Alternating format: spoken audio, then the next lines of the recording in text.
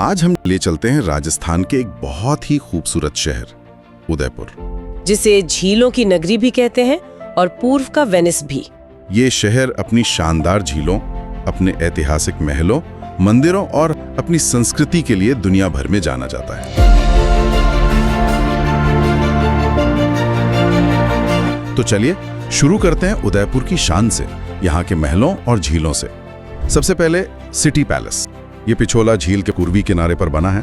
ये राजस्थान का सबसे बड़ा महल परिसर है। इतना बड़ा महल परिसर झील के ठीक किनारे बनाना, ये उस समय की इंजीनियरिंग और प्लानिंग का एक बेहतरीन नमूना है।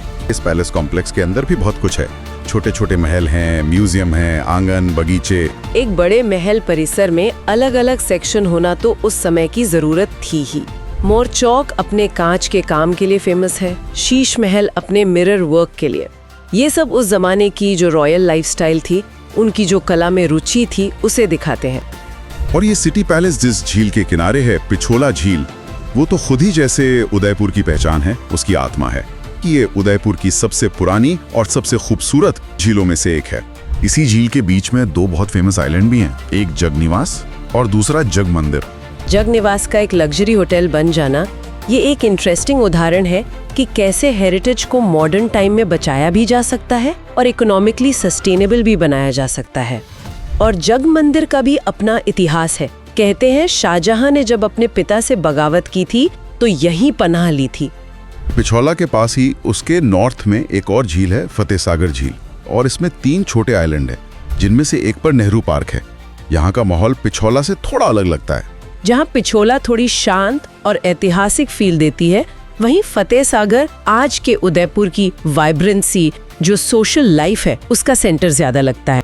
नेहरू पार्क जैसा आइलैंड, बोटिंग की सुविधा, खाने पीने के स्टॉल, ये सब मिलकर इसे लोकल लोगों और टूरिस्ट दोनों के लिए एक पॉपुलर हैंगआउट स्पॉट बनाते हैं।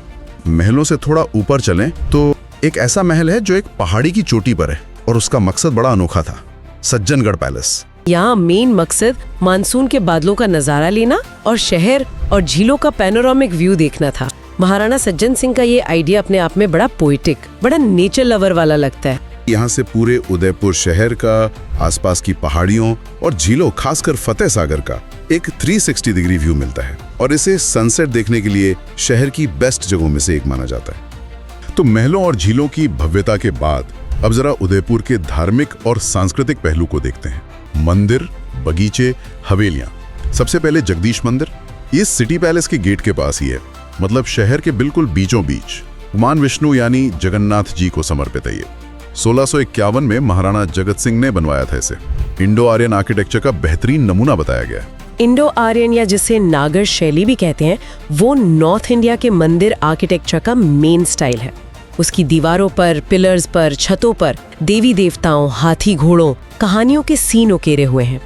धर्म और अध्यात्म से थोड़ा हटकर एक ऐसी जगह चलते हैं जो सुकून और खूबसूरती के लिए जानी जाती है, सहेलियों की बाड़ी, सखियों का बगीचा। इसे महाराणा संग्राम सिंह ने शाही महिलाओं और उनकी सहेलियों के आराम और एंटरटेनमेंट के लिए बनवाया था। ये जगह अपने खूबसूरत फव्वारों, कमल के तालाबों, मार्बल के हाथियों और हरे भरे बगीचों के लिए फेमस है। अब पिछोला झील के किनारे एक और जरूरी जगह की तरफ चलते हैं। गंगौर घाट पर है बागोर की हवेली। ये एक पुरानी, काफी बड़ी और फैली हुई हवेली है जिसे अब एक म्यूजियम बना दिया गया है। यहाँ मेवाड़ की रॉयल चीजें, पुराने कपड़े, गहने, हथियार और हाँ, कठपुतलियों का भी अच्छा कलेक्शन है। बागोर की हवेली जैसी हवेलियां राजस्थान के ट्रेडिशनल अर्बन आर्किटेक्चर का बेहतरीन नमूना है। यहाँ शाम को होने वाले धरोहर नाम के राजस्थानी फोक डांस और पपेट शो को खास अट्रैक्शन बताते हैं। उदयपुर में कुछ ऐसी जगहें भी हैं जो थोड़ी हटकर हैं पर इंटरेस्टिंग हैं, जैसे कि विंटेज कार म्यूजियम। यहाँ उदयपुर के महाराणाओं की इस्तेमाल की हुई विंटेज कारें हैं, रोल्स रॉयस, मर्सिडीज, कैडिलैक, इनका एक शानदार कलेक्शन है। मॉडर्न शौक से वापस चलते हैं मेवाड़ के गौरवशाली इतिहास की तरफ। एक और अहम जगह है मोती मगरी। ये फतेह सागर झील को देखती हुई एक पहाड़ी पर है। ये महान योद्धा महाराणा प्रताप और उनके वफादार घोड़े चेतक को समर्पित है। साथ में एक म्यूजियम भी है जहां हल्दी घाटी युद्ध से जुड़े पेंटिंग्स और मॉडल्स हैं। और अब आखिर में शहर के शाही और ऐतिहासिक माहौल से थोड़ा दूर एक ऐसी जगह का जिक्र करते हैं जो भारत की ग्रामीण कला और शिल्प को समर्पित है, शिल्पग्राम। ये शहर से कुछ किलोमीटर दूर एक rural arts and crafts complex है। यहाँ राजस्थान, गुजरात, महाराष्ट्र, गोवा जैसे वेस्टर्न स्टेट्स की ट्रेडिशनल झोपड़ियां बनी हैं और उनकी कलाकृतियां डिस्प्ले पर हैं। शिल्पग्राम का कॉन्सेप्ट बहुत महत्वपूर्ण है।